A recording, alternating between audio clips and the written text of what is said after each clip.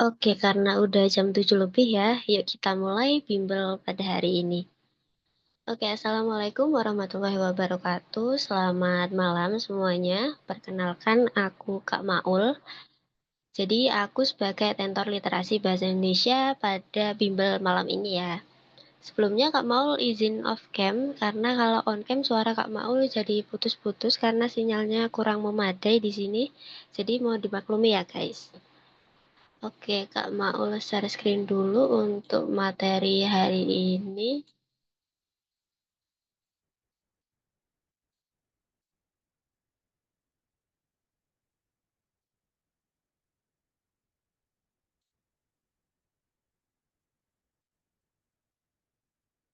Apakah sudah terlihat, teman-teman? Atau masih loading? Sudah, Belum, belum, Sudah, Kak. belum. sudah Kak. Oh, ada yang belum, ada yang sudah. Oke, sebentar, Sudah, tunggu Kak. sebentar. Oh, sudah, Kak, sudah. Oke, sudah kelihatan ya. Oke, pada bimbel malam ini kita akan belajar tentang literasi dalam bahasa Indonesia untuk UTBK tahun 2026.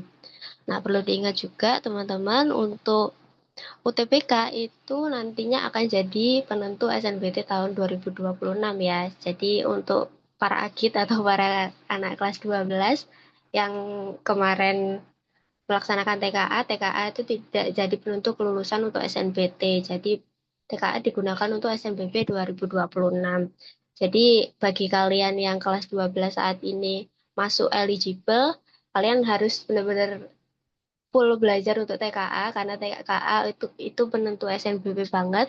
Kemudian bagi kalian yang belum eligible, kalian harus full dan penuh semangat untuk belajar UTBK karena UTBK jadi penentu untuk SNBT tahun 2026. Nah, walaupun kalian eligible, kalian juga harus wajib belajar UTBK, teman-teman, karena UTBK nanti bisa jadi alternatif kalian apabila SNBP tahun 2026 nanti tidak lolos. Jadi, bagi kalian para kelas 12 ataupun gap year ataupun mahasiswa semi gap year yang saat ini sedang menjalani perkuliahan tapi nantinya ikut UTBK, kalian juga wajib belajar UTBK. Jadi begitu ya, guys. Jadi UTBK ini wajib bagi kalian untuk ke jenjang perguruan tinggi. Oke, Kak Maul sedikit flashback untuk literasi bahasa Indonesia pada tahun 2025 ini.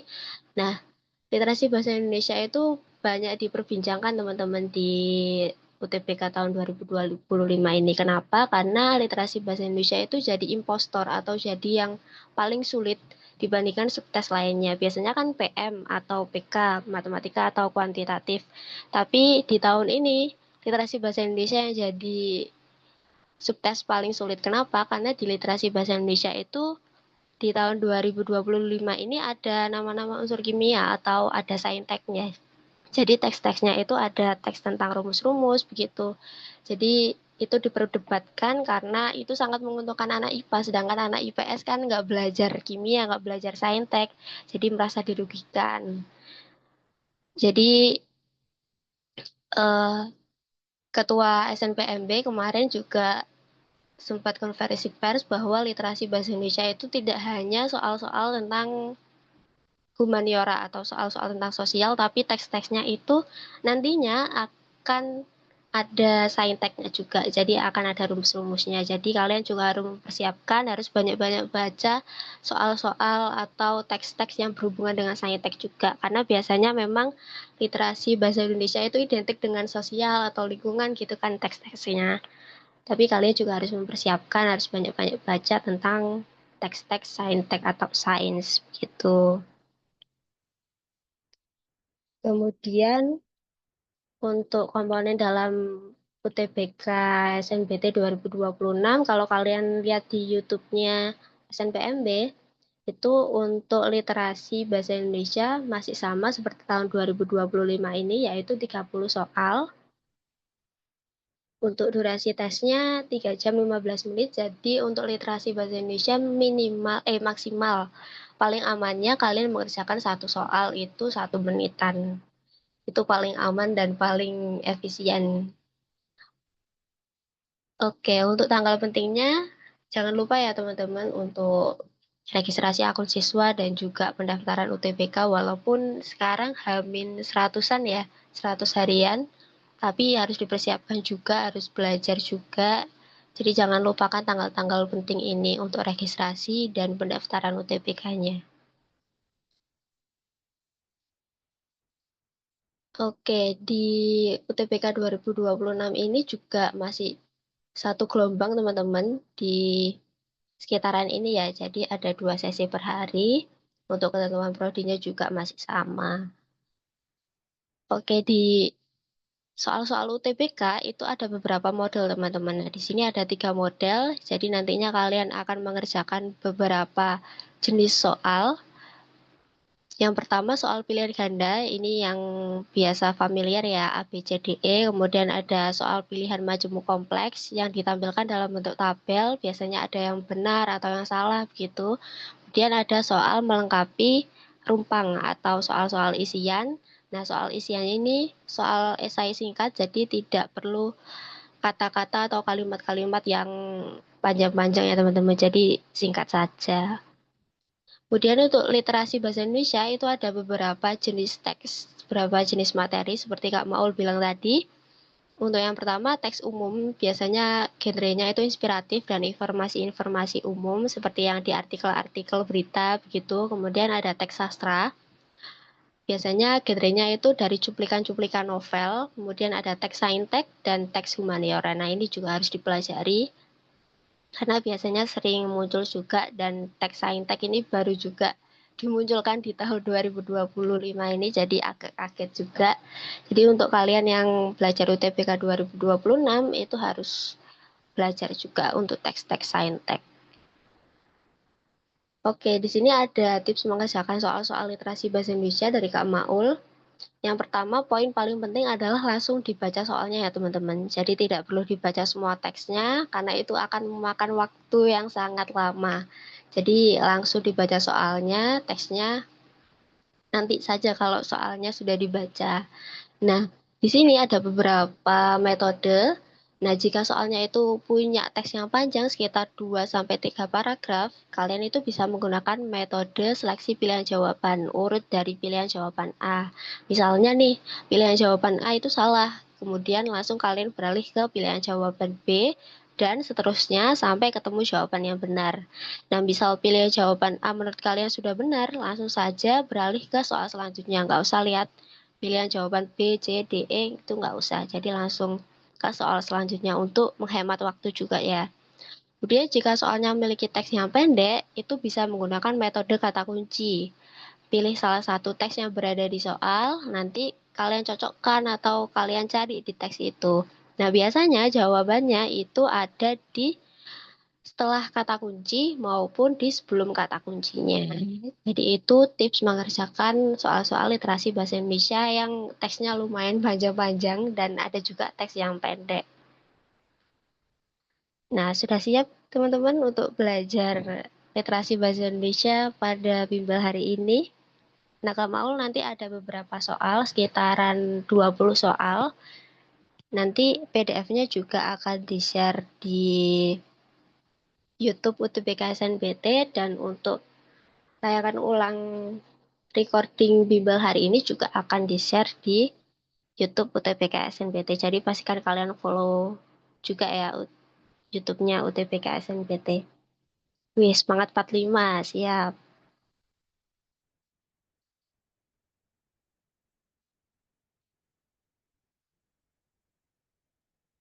Oke, udah banyak yang siap nih. Oke, langsung saja kita beralih ke soal-soal, latihan-latihan soal literasi bahasa Indonesia. Nah, di sini ada soal yang pertama, langsung kita baca soalnya. Berdasarkan informasi teks, manakah pernyataan berikut yang paling tepat? Nah, bisa dicari juga di teksnya, bisa dikerjakan selama kurang lebih 1 menit ya teman-teman. Kalau sudah menemukan jawabannya, bisa ditulis di kolom komentar chat Zoom.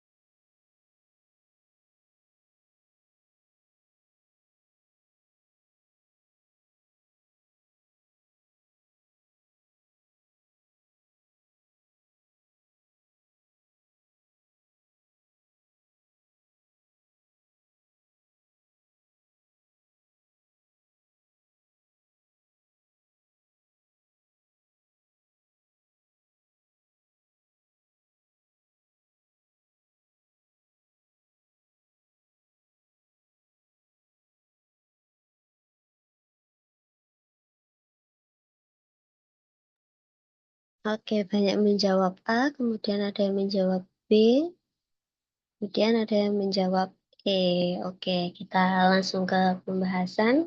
Apakah A jawabannya atau B atau E?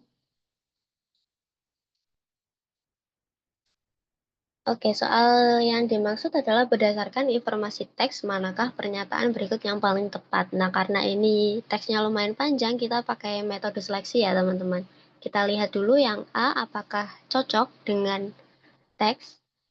Kalau pilihan jawaban A ini pada 26 Januari 1946, perkumpulan Sin Ming Hui yang bergerak di bidang sosial kesehatan dan pendidikan masyarakat Cina menyewa gedung Chandra Naya. Nah, di sini ya teman-teman. Pada 26 Januari, Sin Ming Hui yang didirikan pada 26 Januari 1946. Jadi kurang tepat ya teman-teman, karena di sini 26 Januari itu perkumpulan Sin Ming Hui bergerak di bidang sosial menyewa gedung Chandranaya, sedangkan di teks 26 Januari ini Sin Ming Hui didirikan. Jadi kurang tepat ya, di sini hanya dituliskan tahun 1946 saja. Mereka menyewa gedung perkumpulan. Tapi untuk yang 26 Januari 1946 itu Sin Ming Hui didirikan. Jadi kurang tepat untuk pilihan jawaban A. Jadi agak mengecoh juga. Kemudian kita beralih ke pilihan jawaban B. Pada tanggal 15 Oktober 1959, Yayasan Tarumanegara mendirikan perguruan tinggi ekonomi Tarumanegara jurusan ekonomi sebagai usaha pertamanya. Nah, di sini sebagai usaha pertama betul.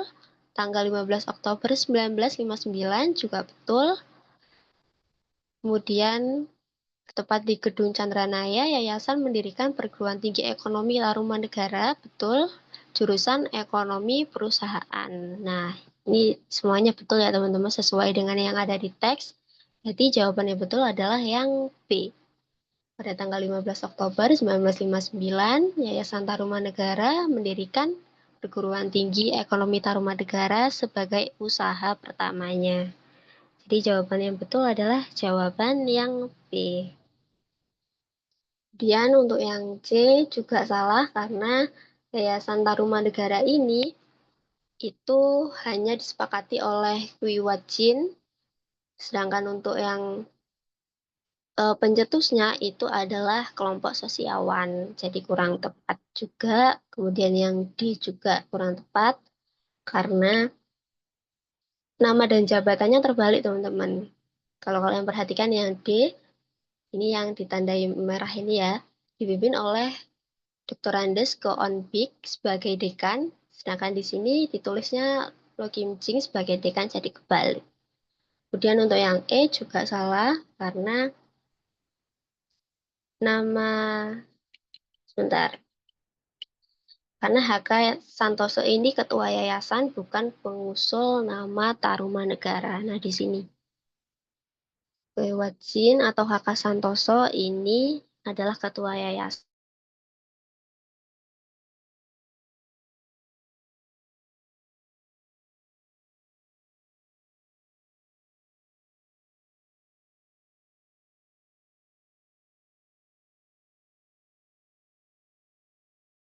Lengkapi teks tersebut adalah kira-kira yang mana nih?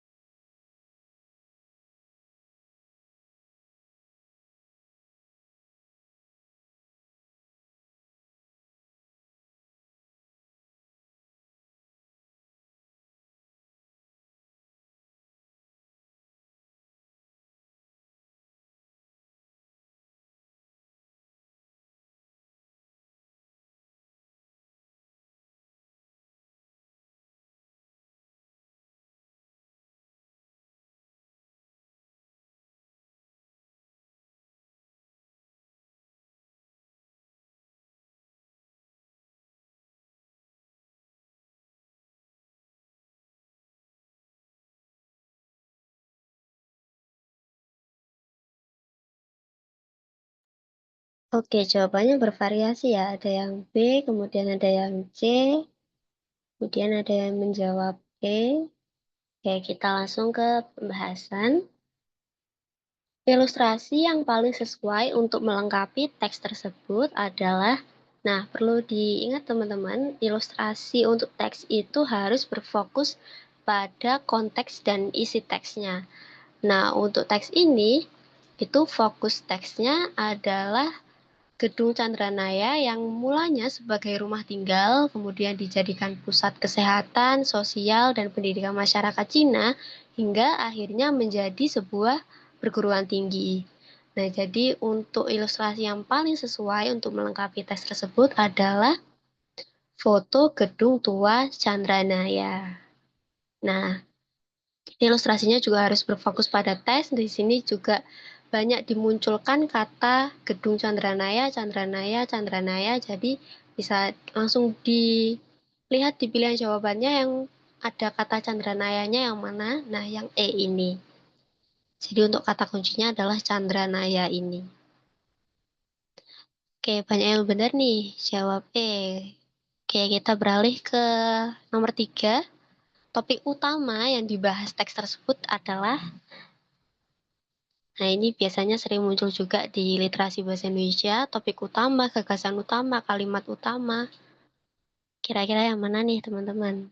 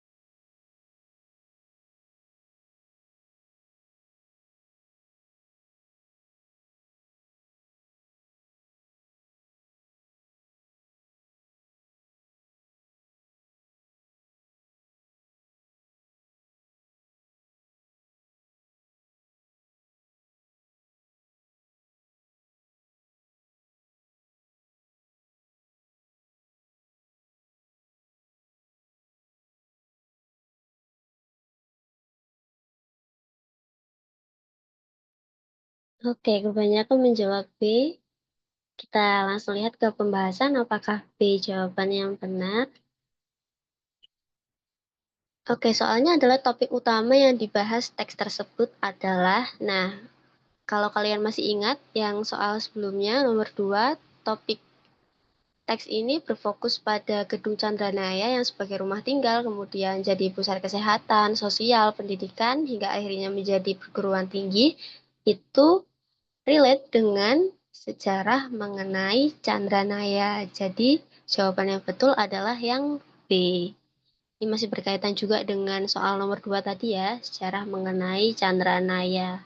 Nah, di sini juga dijelaskan secara runtut bagaimana Gedung Chandranaya itu yang awalnya sebagai rumah tinggal kemudian jadi pusat kegiatan sosial, pendidikan, kesehatan masyarakat Cina, kemudian lambat laun jadi pendidikan tinggi atau perguruan tinggi yang saat ini dikenal menjadi perguruan tinggi ekonomi Tarumanegara. Oke, jawaban yang betul adalah yang B.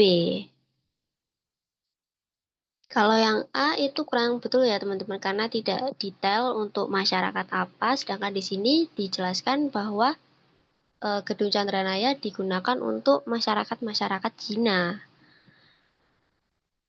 Kemudian yang C juga kurang tepat, karena di sini tidak hanya pendidikan, tapi dampaknya juga ke sosial kesehatan.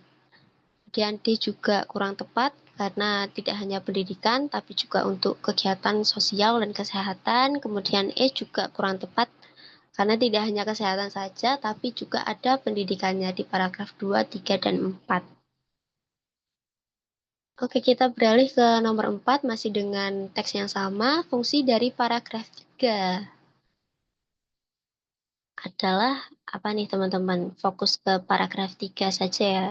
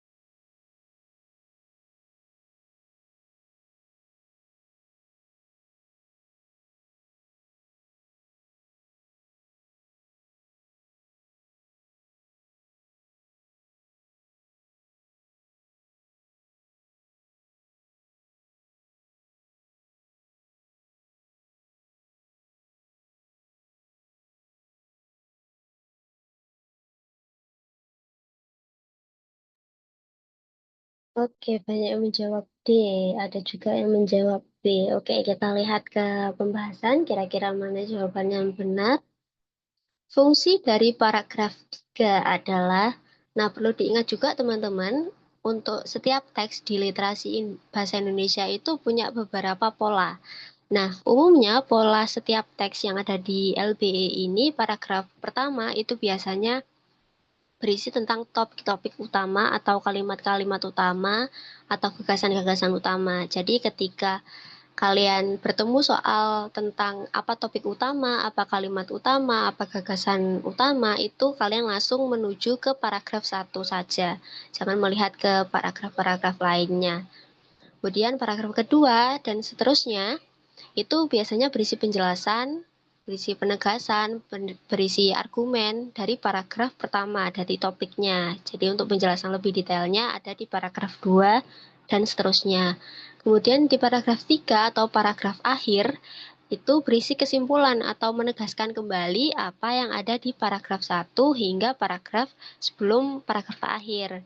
Jadi pola umum setiap teks itu seperti ini biasanya di literasi bahasa Indonesia. Jadi kalian bisa mengingat untuk setiap teks itu ada pola-polanya. Nah, kita lihat di paragraf 3 itu ternyata melanjutkan informasi mengenai konsep Yayasan Tarumanegara. Nah, di sini ada kata Tarumanegara, kemudian diberi nama dan diusulkan oleh Pak Ojong ini. Kemudian di paragraf kedua itu juga menjelaskan tentang Yayasan Tarumanegara. Jadi bisa dibilang bahwa paragraf 3 ini melanjutkan informasi tentang konsep Yayasan Tarumanegara yang ada di paragraf 2. Jadi nomor 4 ini jawabannya adalah yang D. Melanjutkan informasi yang sudah dijelaskan di paragraf sebelumnya. Bisa dibilang adalah penjelas dari paragraf sebelumnya. Sama seperti ini ya. Itu biasanya berisi penjelasan.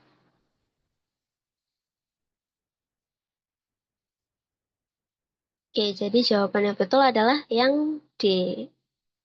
Oke, kita beralih ke nomor 5, sorry.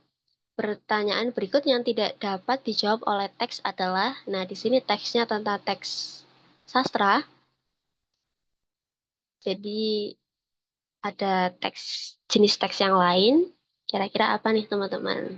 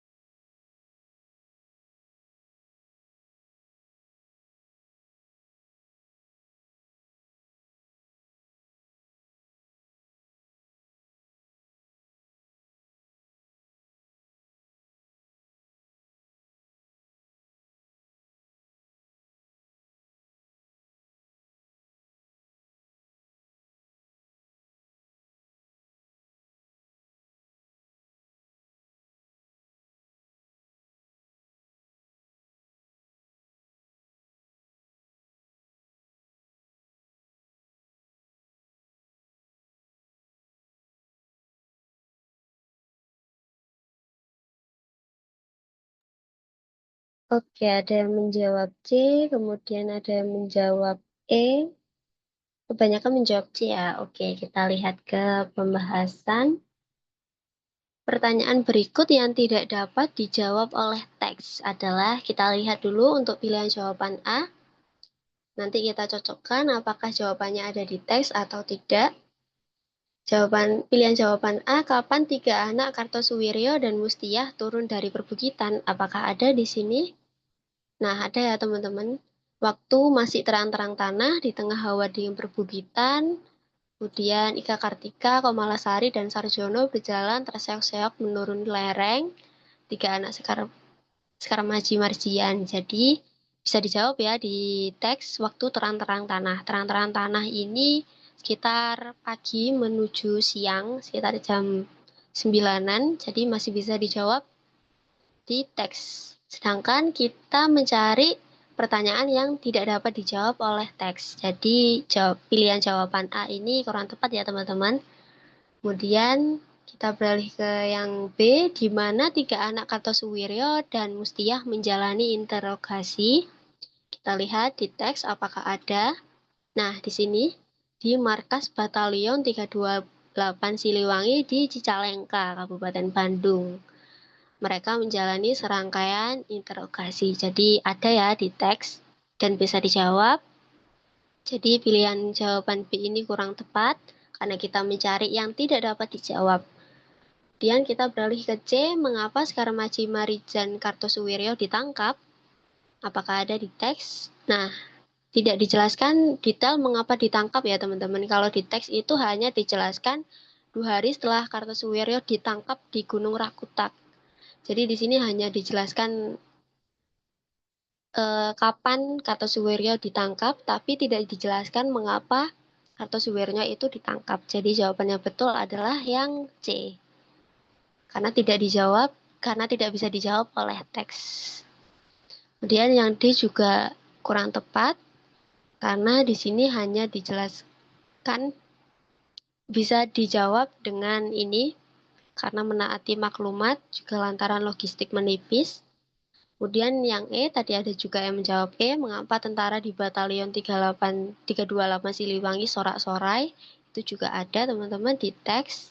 Nah, di sini itu menjelang malam baru penyamaran terbongkar, sorak-sorai pun membahana. Jadi bisa dijawab di teks dan jawabannya juga ada di teks. Jadi yang tidak bisa dijawab adalah jawaban yang C. Tidak dijelaskan detail mengapa Kartosuwiryo ditangkap. Oke, kita beralih ke nomor 6. Kata Hawa pada paragraf pertama memiliki makna berbeda dengan kira-kira apa nih? Makna berbeda ini bisa disebut antonim juga teman-teman karena berlawanan atau maknanya yang berbeda. Jadi kira-kira antonim dari kata Hawa adalah apa?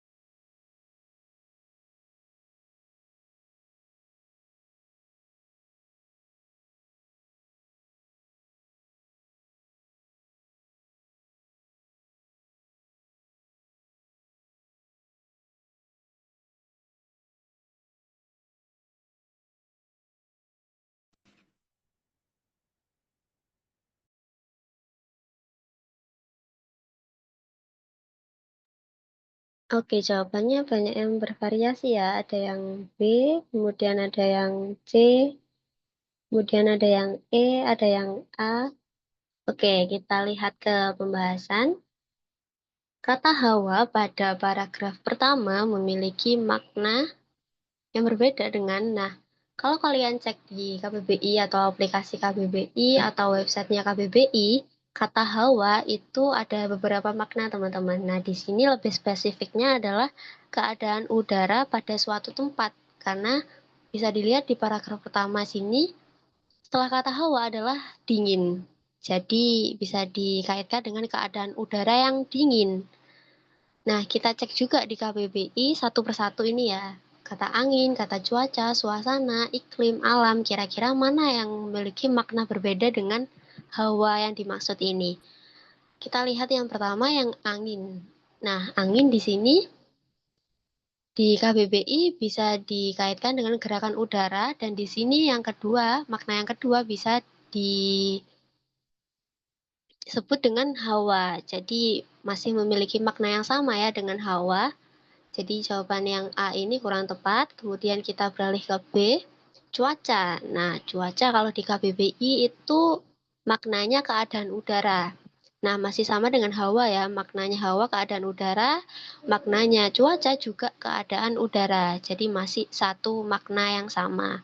Jadi yang B ini juga kurang tepat. Kemudian suasana. Nah, suasana di sini makna yang pertama adalah hawa atau udara, jadi masih memiliki makna yang sama dengan hawa. Jadi yang C ini kurang tepat ya teman-teman, karena di KBBI masih satu makna. Kemudian yang D, iklim. Nah, iklim juga maknanya adalah keadaan hawa. Nah, di sini ada kata hawanya juga, jadi masih satu makna. Kemudian karena A, B, C, D ini kurang tepat, berarti jawaban yang terakhir, yang E, ini jawaban yang benar, teman-teman, alam. Jadi alam di sini tidak ada kaitannya dengan udara, tidak ada kaitannya dengan hawa juga, jadi memiliki makna yang berbeda dengan hawa. Jadi yang betul adalah yang E, alam. Jadi kalian ketika latihan soal begini, kalian juga harus mengecek di KBBI, sering-sering mengecek di KBBI untuk menambah wawasan kalian tentang makna suatu kata. Kadang biasanya juga muncul di soal-soal tryout atau soal-soal latihan lainnya. Jadi perbanyak membaca dan berlatih juga di KBBI. Oke, jadi jawaban yang benar adalah E, alam. Oke, kita beralih ke nomor 7, masih dengan teks yang sama. Informasi berikut sesuai dengan teks, kecuali. Nah, kita mencari kecuali nih, teman-teman. Kira-kira yang mana nih?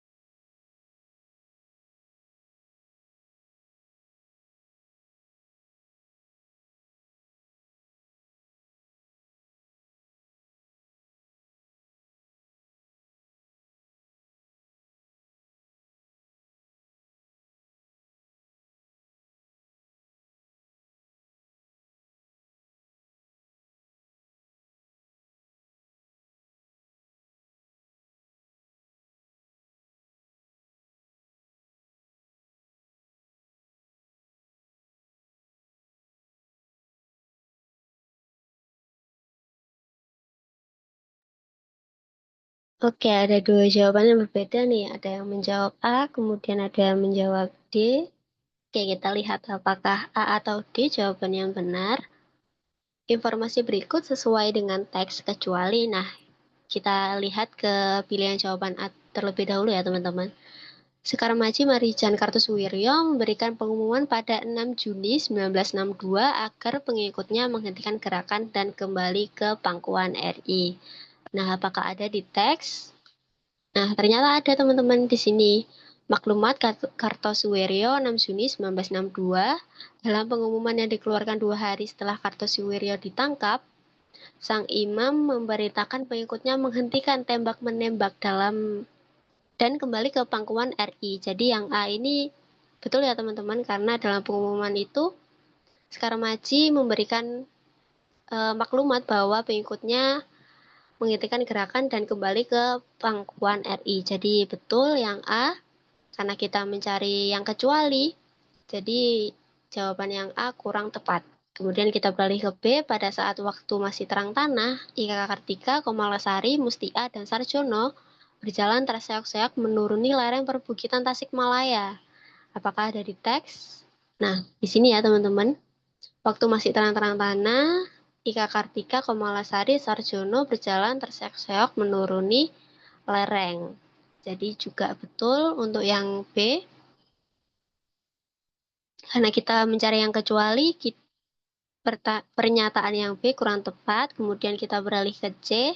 Setelah menuruni lereng perbukitan, kedatangan mereka berempat mengagetkan tentara warga. Nah, di sini juga ada tentara warga lalu ditangkap dan dibawa ke markas batalion 328 Siliwangi. Jadi yang C ini juga benar pernyataannya. Karena kita mencari kecuali, maka jawabannya yang C kurang tepat. Kemudian kita beralih ke D.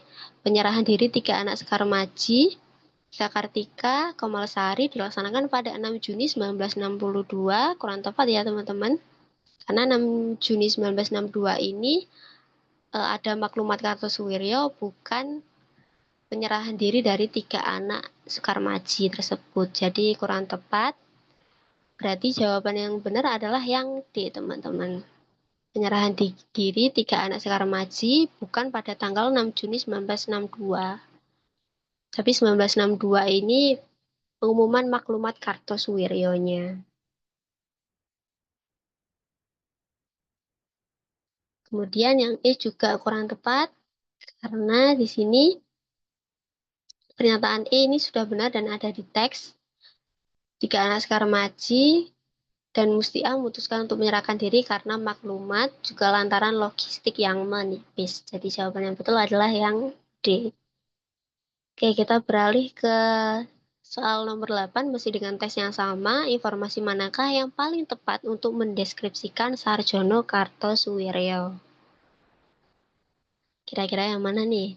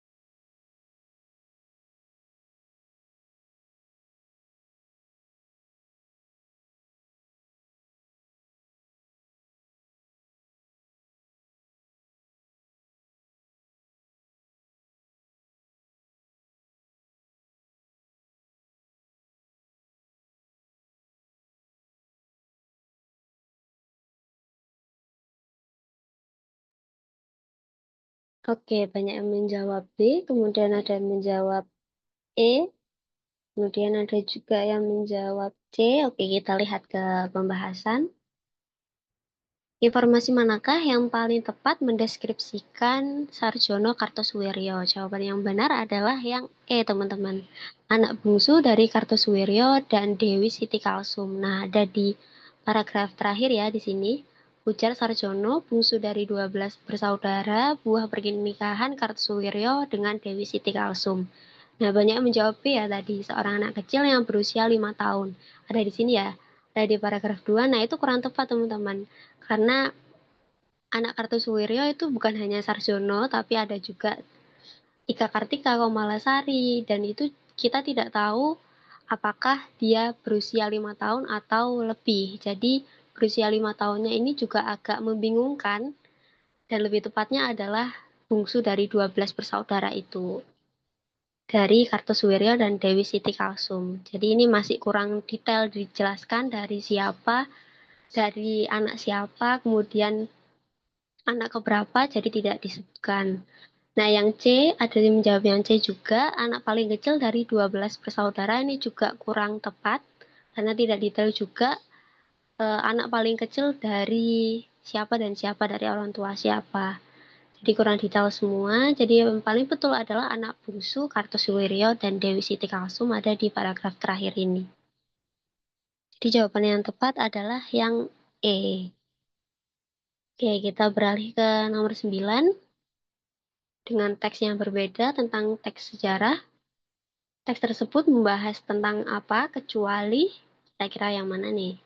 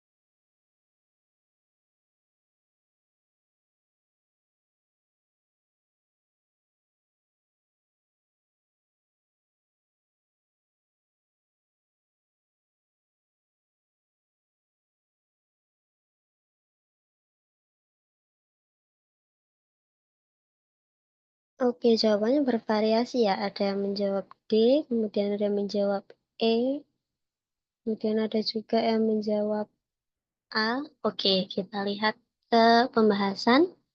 Teks tersebut membahas tentang apa, kecuali. Nah, teks tersebut itu menjelaskan tentang beberapa, kecuali yang A, teman-teman. Kekikiran para investor asing zaman sistem kerja upah. Nah, bisa kalian lihat di sini tidak ada yang menjelaskan tentang kekikiran para investor asing. Jadi jawaban yang tepat adalah yang A. Kemudian yang B itu juga kurang tepat karena peraturan baru dalam sistem penjajahan Indonesia itu ada di paragraf pertama ini. Peraturan baru yang mengubah Indonesia dari sistem jajahan VOC menjadi jajahan bersistem liberal. Nah, ini juga ada, tapi sekali lagi kita melihat yang kecuali ya, yang tidak ada di teks. Kemudian yang C juga kurang tepat, dampak buruk penerapan kebijakan baru pemerintah itu juga ada di paragraf kedua. Nah, di sini perkembangan bukan mendatangkan kebaikan bagi rakyat Indonesia, bahkan merupakan malapetaka bagi masyarakat Indonesia. Jadi ada di teks juga. Kemudian yang D juga kurang tepat, karena pengaruh kebijakan kolonial juga ada di sini. Nah, di sini pengaruh kebijakan kolonial, struktur kemasyarakatan pada masyarakat Indonesia itu justru digunakan oleh kaum kapitalis untuk mencapai tujuan mereka. Juga ada di paragraf ketiga tentang para pengusaha perkebunan tidak dapat memiliki tanah dan lain sebagainya. Kemudian yang E juga kurang tepat. Penderitaan yang dialami oleh rakyat Indonesia juga ada di sini, ada di paragraf 3. Seperti nasib kaum tani sangat dilalaikan, ini juga penderitaan yang dialami oleh rakyat Indonesia. Jadi di sini tidak ada tentang kekikiran para investor asing zaman sistem kerja upah. Di jawaban yang betul adalah yang A.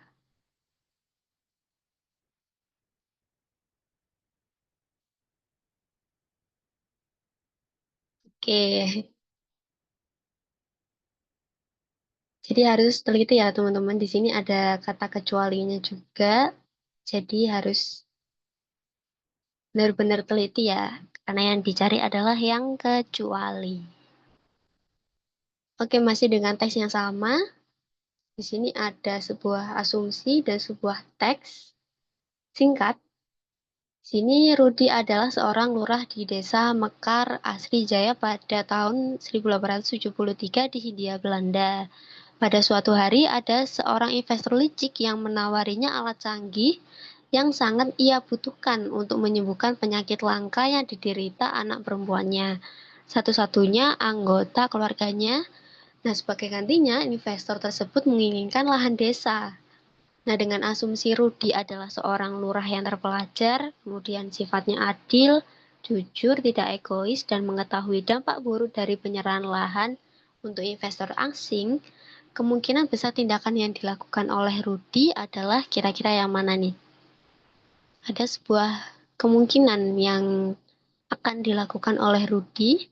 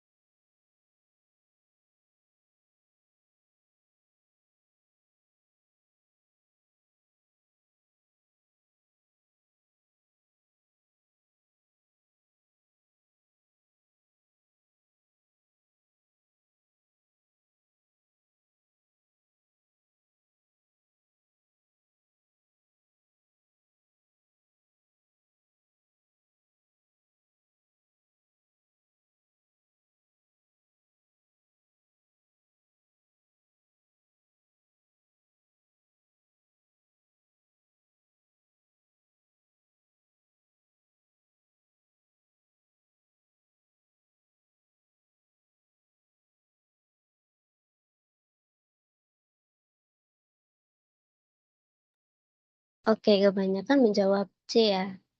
Kita langsung lihat ke pembahasan. Nah, di sini asumsinya adalah Rudi seorang lurah yang terpelajar, sifatnya adil, jujur, dan tidak egois, dan mengetahui dampak buruk dari penyerahan lahan. Nah, kita lihat ke pilihan-pilihan jawaban ini, kita ke A terlebih dahulu, menyerahkan lahan desa untuk investor asing. Nah, ini kurang tepat karena ingat ya teman-teman, Rudi itu mengetahui dampak buruk dari penyerahan lahan. Jadi, Tidak mungkin dia menyerahkan lahannya untuk investor asing dan dia juga tidak egois. Jadi tidak mungkin dia menyerahkan lahan desa untuk investor asing karena sifatnya yang tahu dampak buruk tersebut. Jadi kurang tepat yang A, kemudian kita beralih ke B, menggunakan alatnya, kemudian memperlambat izinnya. Nah, ingat juga Rudy itu sifatnya jujur di sini. Jadi jika dia menggunakan alat dan memperlambat izin, itu berarti dia licik dan tidak jujur. Tidak selaras dengan asumsi yang ini tadi. Kemudian banyak yang menjawab C juga melakukan negosiasi dengan investor asing. Nah ini juga kurang tepat teman-teman. Kenapa? Karena jika Rudy itu melakukan negosiasi, masih ada kemungkinan itu lahannya entah sebagian atau seluruhnya pasti akan diserahkan ke investor. Berarti bisa dibilang dia juga egois. Padahal di sini asumsinya Rudy adalah tidak egois dan mengetahui dampak buruk dari penyerahan lahan.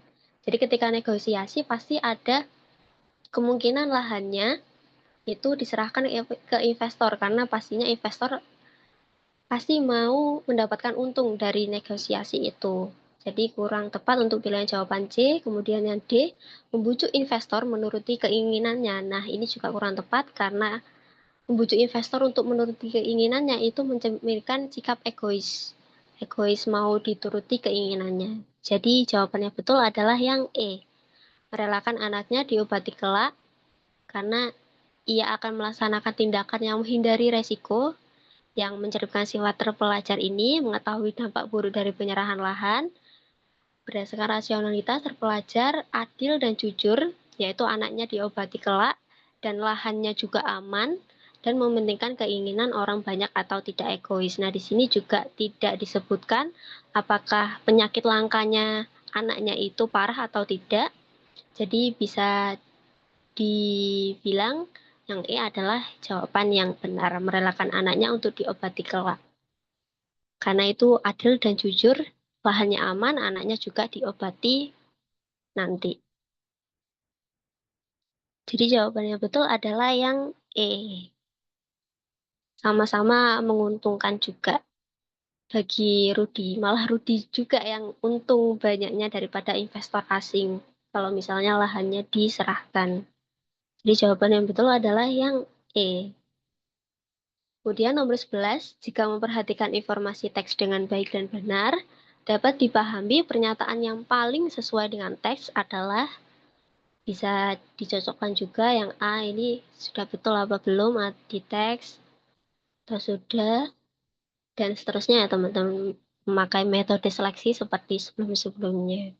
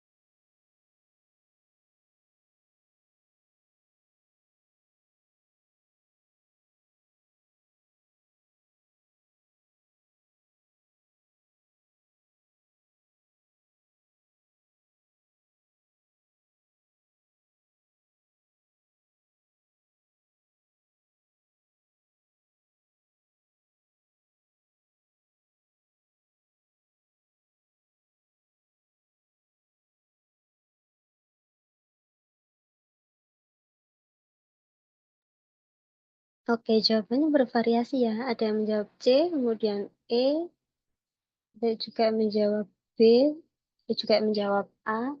Oke, kita lihat ke pembahasan. Jika memperhatikan informasi teks dengan baik dan benar, dapat dipahami pernyataan yang paling sesuai dengan teks adalah kita ke A terlebih dahulu. Peraturan baru yang diciptakan pemerintah Hindia Belanda mendatangkan dampak yang baik bagi masyarakat Indonesia. Apakah mendatangkan dampak yang baik? Tidak ya teman-teman, karena di sini disebutkan bahwa bukan mendatangkan kebaikan, tapi sebuah malapetaka. Jadi kurang tepat. Kemudian kita beralih ke B, para pengusaha swasta dapat menyewa tanah dari pihak pemerintah atau penduduk asli dengan menggunakan uang. Apakah ada di teks dan sesuai? Nah, di sini juga dijelaskan teman-teman, mereka dapat dan berhak menyewa dari pemerintah atau bumi putra dengan kekuasaan uangnya. Jadi para pengusaha swasta bisa menyewa dari pemerintah atau dari penduduk asli atau bumi putra ini dengan menggunakan uang. Nah, di sini dengan kekuasaan uangnya. Jadi tepat untuk pilihan jawaban E, jadi jawabannya adalah yang B, karena sesuai dengan isi teks. Kalau yang C, perkembangan kapitalisme saat itu menyebabkan masyarakat merasakan free fight competition to exploit Indonesia, ini juga kurang tepat. Karena di sini dijelaskan bahwa liberalisme yang dialami rakyat Indonesia itu merupakan free fight itu. Sedangkan di sini ditulis adalah kapitalisme, jadi kurang tepat dan kurang sesuai. Kemudian yang D juga kurang tepat. Para bupati menjadi alat pemerintah dan pengusaha karena menjual tanah penduduk dan secara massal dijadikan kuli. Nah, di paragraf ketiga, bukan bupati tetapi lurah ya teman-teman, jadi kurang tepat juga. Kemudian yang E juga kurang tepat, pemerintah kolonial mengganti sistem kerja paksa dan Rodi dengan sistem kerja upah bebas semenjak tahun 1879. Sedangkan di paragraf pertama di sini, semenjak tahun 1870. Jadi kurang tepat juga untuk penulisan tahunnya. Jadi jawaban yang tepat adalah yang B. Oke, kita beralih ke nomor 12, masih dengan teks yang sama. Berdasarkan isi teks tersebut, dapat dipahami bahwa keberpihakan penulis itu tertuju kepada pihak siapa nih teman-teman, kira-kira?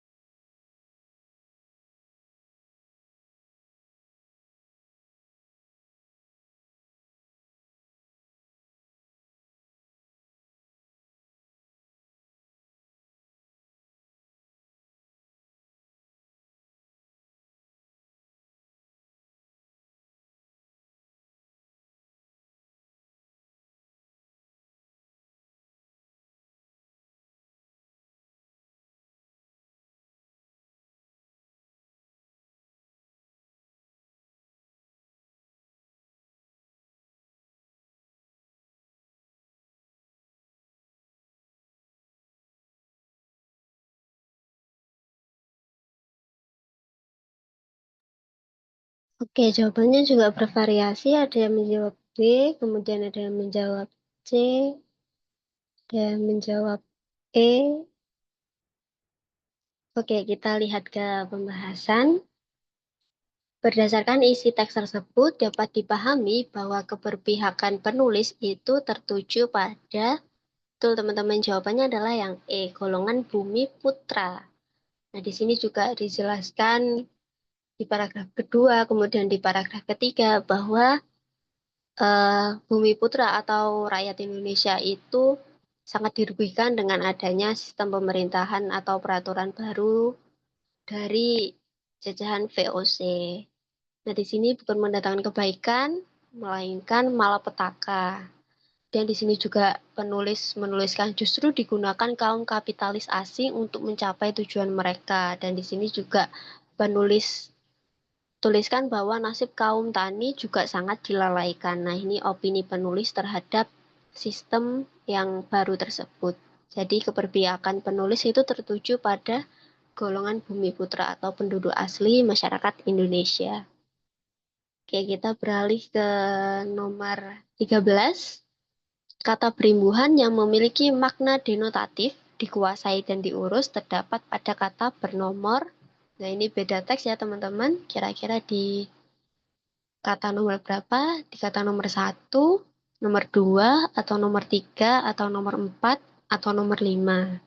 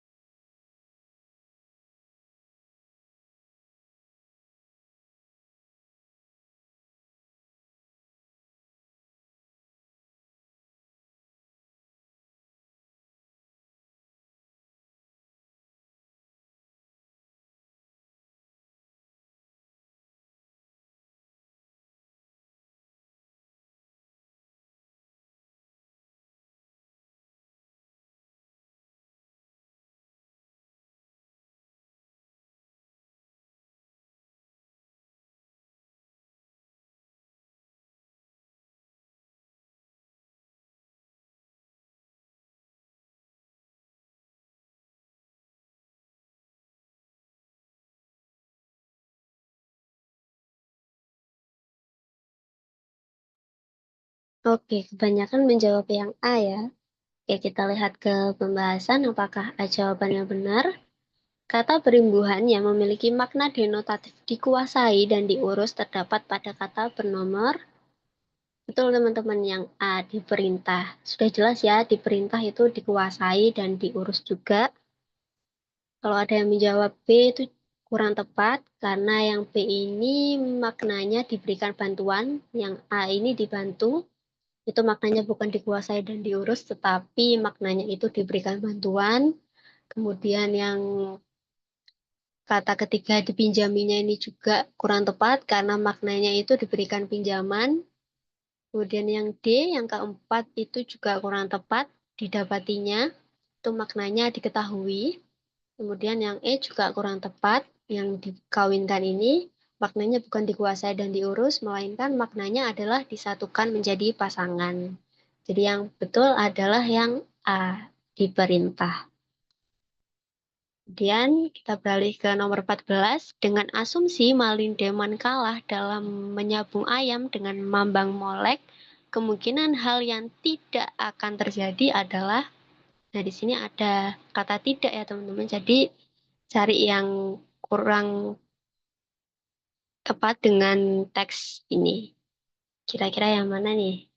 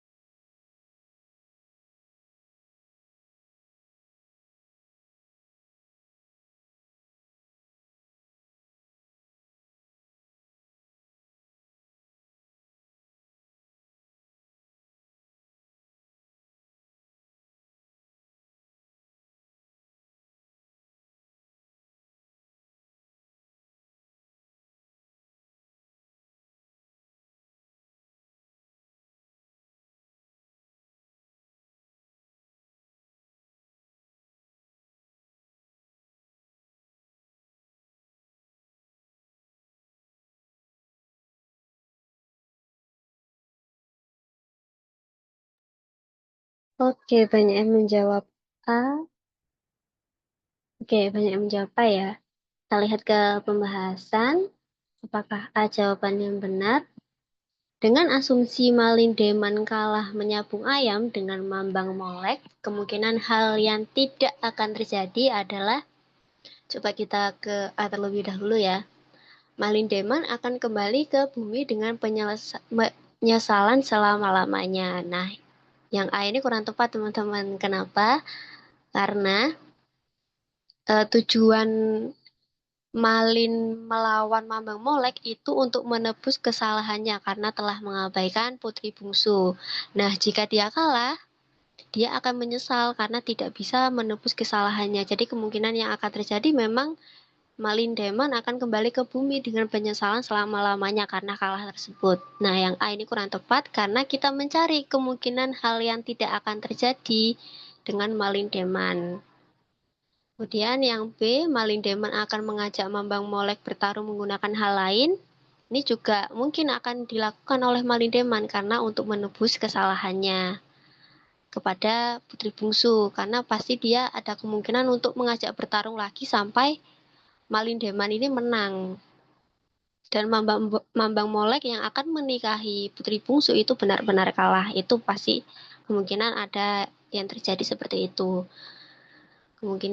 Kemudian yang C, Malin Deman akan membocorkan kejelekan sifat Mambang Molek ke putri bungsu. Nah, mulai dari paragraf 1 sampai paragraf 3 kalau kalian perhatikan tidak ada penjelasan yang berkaitan dengan Malin Deman ya teman-teman.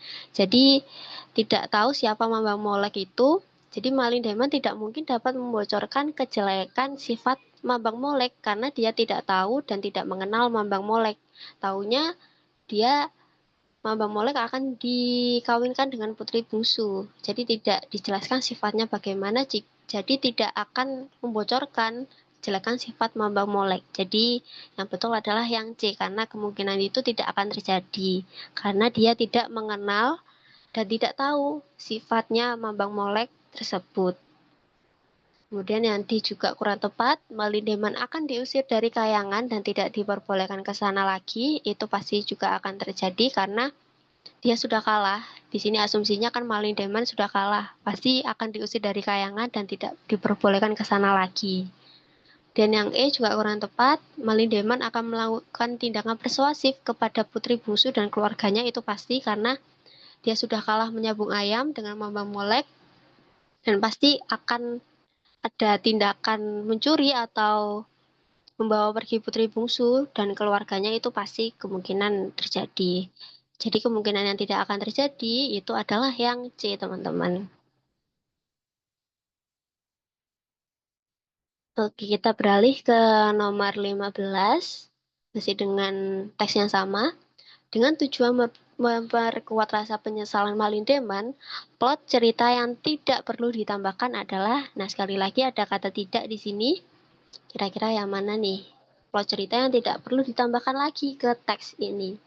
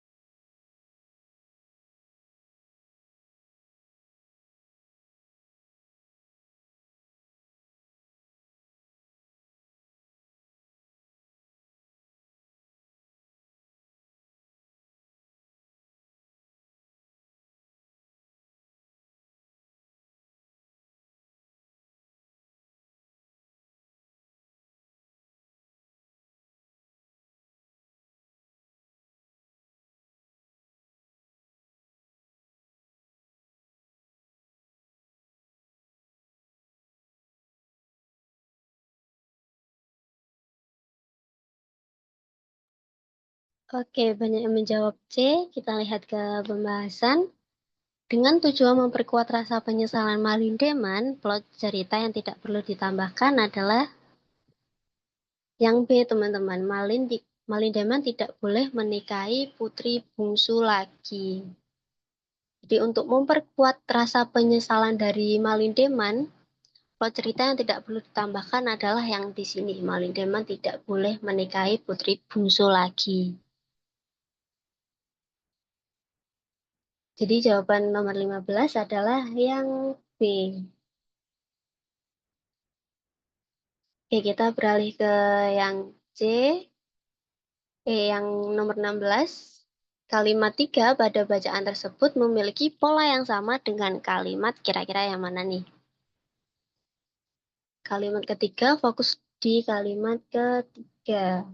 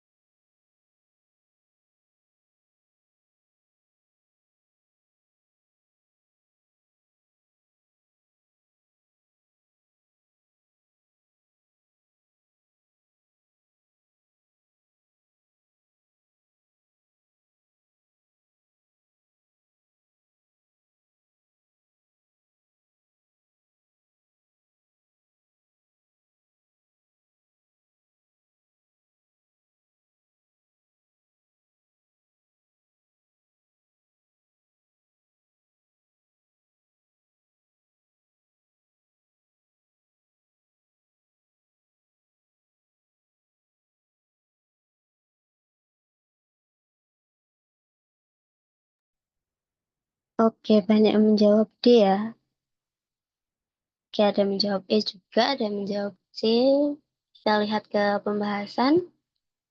Kalimat ketiga pada bacaan tersebut memiliki pola yang sama dengan kalimat. Nah, yang ketiga ini ya, selain itu filosofi tersebut juga memuat ajaran untuk menerima kekurangan dan mensyukuri segala hal yang dimiliki. Nah, kita bedah strukturnya teman-teman. Nah, kata selain itu termasuk konjungsi. Kemudian filosofi tersebut juga itu termasuk subjek, kemudian memuat termasuk predikat, kemudian ajaran itu termasuk objek. Untuk menerima kekurangannya dan mensyukuri segala hal yang dimiliki itu adalah keterangan. Karena ada kata untuk. Jadi kita cari kalimat yang memiliki pola konjungsi, subjek, predikat, objek, dan keterangan. Kira-kira yang mana nih? Kita lihat ke A terlebih dahulu. Sophie bersedia untuk membagikan ilmu yang dimilikinya. Nah, kalau dibedah strukturnya seperti ini. Sophie termasuk subjek, bersedia predikat, untuk membagikan ilmunya yang dimilikinya itu termasuk keterangan. Sedangkan di sini itu ada konjungsi. Jadi kurang tepat ya teman-teman yang A, karena tidak ada konjungsinya untuk kalimat yang A ini. Dan kita beralih ke B, Arumi Mezia mengakhiri hubungannya secara tiba-tiba. Kita lihat strukturnya. Arumi Meiza termasuk subjek, kemudian mengakhiri termasuk predikat, hubungannya itu termasuk objek, kemudian secara tiba-tiba itu termasuk keterangan. Sama seperti yang A, tidak ada konjungsinya, jadi kurang tepat. Kemudian yang C, dengan hati-hati mereka melewati jalan itu bersama-sama. Oh, mohon maaf ya, ini ada keliruan. Jadi jawaban yang betul sebenarnya bukan yang B. Kemudian yang ini dengan hati-hati mereka melewati jalan itu bersama-sama. Nah, di sini ada keterangan dengan hati-hati. Mereka termasuk subjek, kemudian melewati termasuk predikat, Kemudian jalan itu termasuk objek, kemudian bersama-sama itu termasuk keterangan. Jadi sama juga tidak ada konjungsinya. Kemudian yang D, oleh karena itu catur menghibur Resti yang tengah bersedih. Nah, oleh karena itu konjungsi, catur itu termasuk subjek, menghibur termasuk predikat, Resti yang tengah bersedih itu termasuk objek. Tapi tidak ada keterangan ya teman-teman di sini.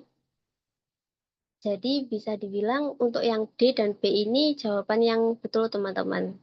Karena juga walaupun tidak ada salah satu, tetapi sudah ada subjek dan predikatnya. Jadi jawaban yang betul adalah sebenarnya yang B dan D. Karena ada konjungsinya, subjek, predikat, objek, dan di sini juga ada subjek dan predikatnya untuk yang B dan D. Jadi mohon maaf, jawabannya bukan yang B saja, tapi juga yang D. Agak rumit memang untuk yang pola-pola kalimat seperti ini, karena kalian harus membedah satu-satu, mana yang termasuk subjek, mana yang termasuk predikat, mana yang masuk keterangan, mana yang masuk konjungsi, dan disamakan dengan yang ada di soal. Oke, kita beralih ke nomor 17, terakhir ya. Bacaan tersebut terdiri dari 2 paragraf yang saling berkaitan. Dalam bacaan tersebut, paragraf 2 itu berfungsi untuk apa, teman-teman? Ini masih sama seperti yang di soal-soal awal tadi. Pola teks, kalau kalian masih ingat, pola teks itu tadi apa saja di paragraf 1, paragraf 2, dan paragraf akhir. Itu ada keterangannya juga, masih sama seperti yang di awal-awal tadi.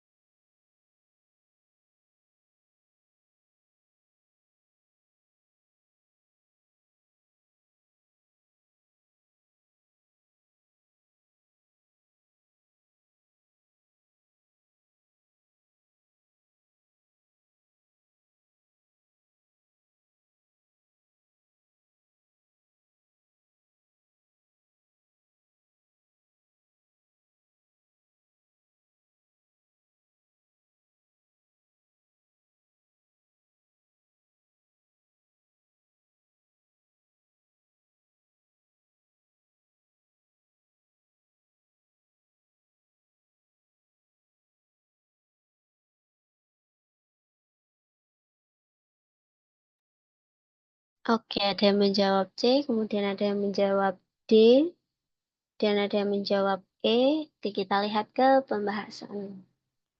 Bacaan tersebut terdiri atas 2 paragraf yang saling berkaitan. Nah, dalam bacaan tersebut, paragraf kedua itu berfungsi untuk, nah fokus ke paragraf 2 aja ya teman-teman.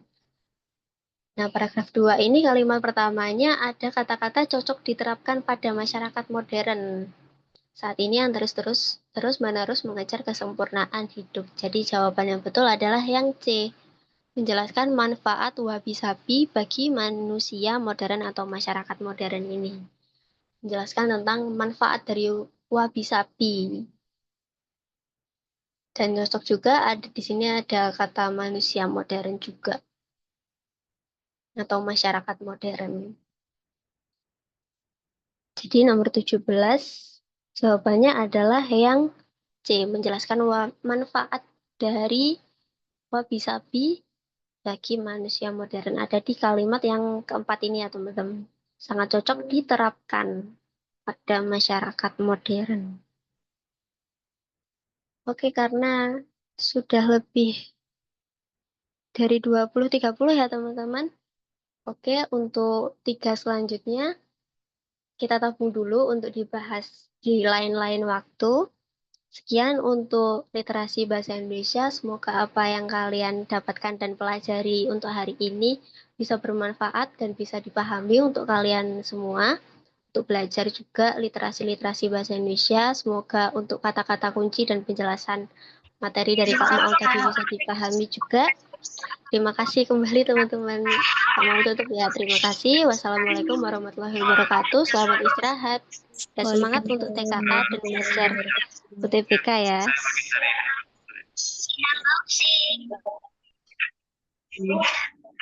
Untuk PDF-nya dan recordingnya akan diupload di YouTube ya teman-teman. Dan untuk filenya akan ditaruh di deskripsi. Ada link Google Drive-nya kalau tidak salah. Nanti kalian bisa akses di situ. Besok pagi maksimal.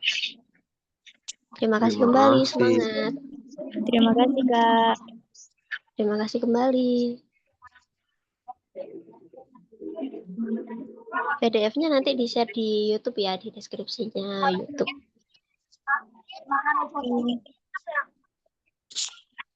Udah makan di rumah?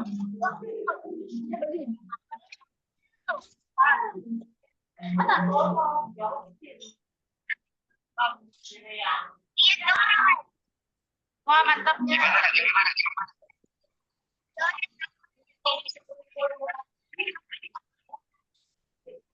Apa itu? Terima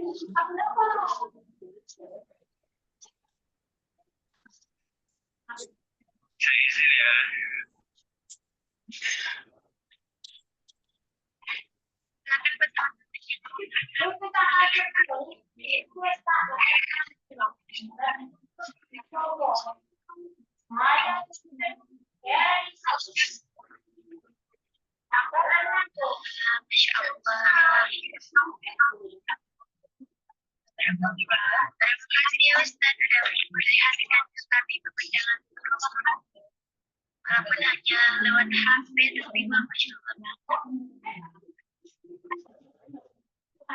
Semoga kita